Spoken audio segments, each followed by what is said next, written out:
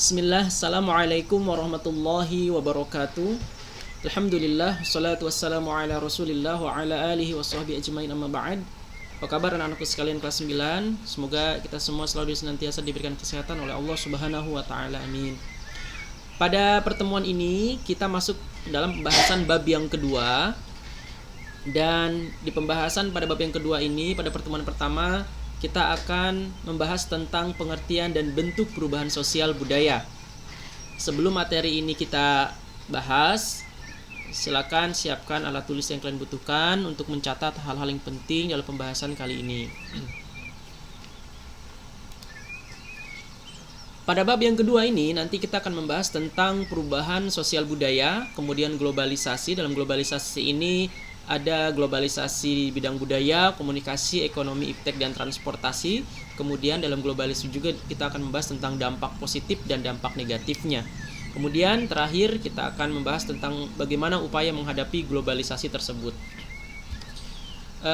Kemudian tujuan pembelajaran ini, setelah mempelajari materi pada bab 2 ini, kalian diharapkan mampu melakukan hal-hal berikut. Yang pertama, mengetahui pengertian perubahan sosial budaya.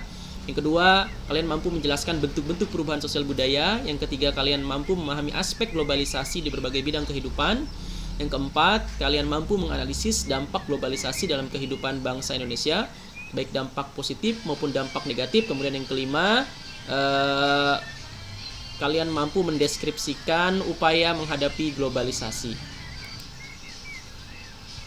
Anak-anakku sekalian, setiap masyarakat pasti mengalami perubahan. Perubahan tersebut dapat berkaitan dengan perubahan lembaga sosial, nilai sosial, pola perilaku, organisasi, dan lapisan sosial.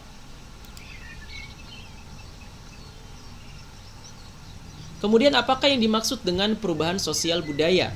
Yang dimaksud dengan perubahan sosial budaya adalah perubahan yang terjadi di masyarakat yang mempengaruhi sistem sosialnya, termasuk nilai, sikap-sikap sosial, dan pola perilaku di antara kelompok-kelompok dalam masyarakat. Kecepatan perubahan sosial budaya setiap masyarakat berbeda-beda, tergantung dari terbuka atau tidaknya suatu masyarakat. Masyarakat industri akan mengalami perubahan sosial budaya lebih cepat dibandingkan dengan masyarakat agraris. Seperti apakah masyarakat industri? Nah, sekalian bisa kalian lihat pada gambar bahwa masyarakat industri mereka cirinya mengerjakan sesuatu menggunakan teknologi dan peralatan modern. Kemudian masyarakat agraris memang karena sifat dan sikap tradisionalnya masih mengandalkan kemampuan fisik untuk mengelola sumber daya alam yang berada di sekitar mereka. Perubahan sosial budaya juga dapat terjadi pada hal-hal yang bersifat tradisional menjadi modern. Jadi perlu kalian garis bawahi bahwa perubahan sosial budaya ini dapat terjadi pada hal-hal yang bersifat tradisional kemudian dirubah menjadi modern. Nah, perubahan semacam ini artinya dari tradisional ke modern ini juga disebut dengan modernisasi. Sebagai contoh pada gambar yang berada di bawah, dulu orang mengabarkan informasi kepada orang lain melalui surat menyurat. Hari ini orang tidak perlu menulis surat. Orang hanya perlu membuka handphonenya, kemudian mengucapkan apa yang ingin dia sampaikan, kemudian pesan sudah dapat terkirim.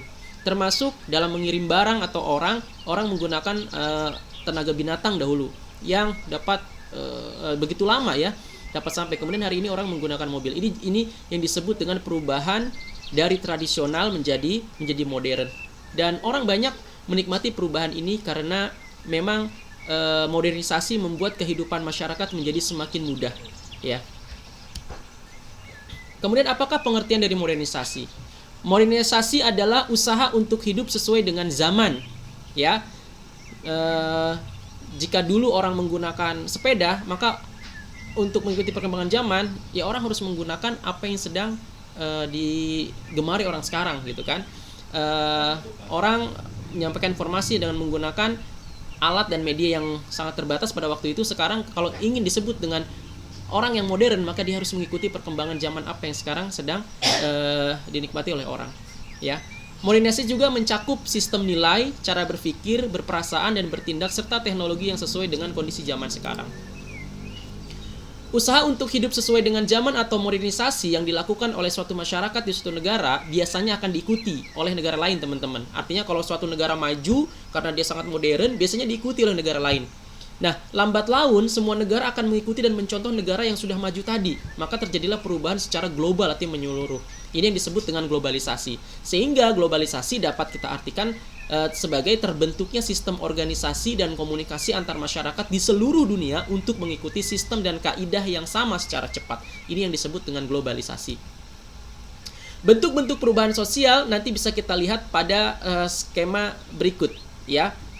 Kita langsung saja masuk kepada pembahasan untuk menghemat waktu. Yang pertama, bentuk perubahan sosial dilihat dari waktunya. Ada dua. Yang pertama adalah perubahan sosial secara lambat atau evolusi. Perubahan ini terjadi memerlukan waktu yang sangat lama dan diikuti rentetan perubahan kecil yang terjadi secara lambat. Contoh perubahan kehidupan masyarakat primitif. Lamanya waktu yang diperlukan untuk perubahan mata pencaharian dari masa berburu, meramu, dan bercocok tanam ini termasuk evolusi, perubahan yang sangat lambat. Yang kedua, perubahan sosial cepat atau revolusi. Revolusi adalah perubahan sosial dan kebudayaan yang berlangsung secara cepat dan menyangkut dasar atau pokok-pokok kehidupan masyarakat. Sebagai contoh, revolusi industri di Eropa, dari penggunaan alat kerja yang sangat tradisional kemudian beralih menggunakan mesin atau teknologi yang sangat modern. Kemudian yang kedua, bentuk perubahan sosial dilihat dari pengaruhnya. A. Perubahan yang pengaruhnya kecil. Maksudnya adalah perubahan yang hanya diikuti oleh sebagian kecil masyarakat. Perubahan ini biasanya tidak membawa perubahan mendasar pada bidang kehidupan. Contoh, perubahan model baju dan perubahan gaya rambut yang dilakukan oleh seseorang tidak serta-merta orang lain mengikutinya.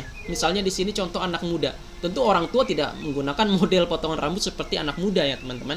Kemudian yang B, perubahan yang pengaruhnya besar. Perubahan ini adalah perubahan yang membawa perubahan dalam sendi-sendi kehidupan dalam satu masyarakat. Contoh revolusi industri atau perubahan cara kerja tradisional ke modern. Misalnya dalam bidang dari agraris kemudian menjadi industri. Nah, ini juga termasuk perubahan yang pengaruhnya sangat besar. Kemudian yang ketiga, bentuk perubahan sosial dilihat dari perencanaannya. Yang A, perubahan yang direncanakan. Maksudnya, perubahan yang dikehendaki dan diinginkan oleh masyarakat atau pihak yang menginginkan perubahan.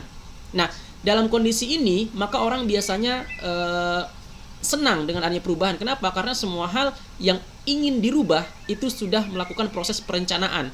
Ya, sebagai contoh pembangunan jalan. Ya, orang senang dengan pembangunan jalan. Mengapa?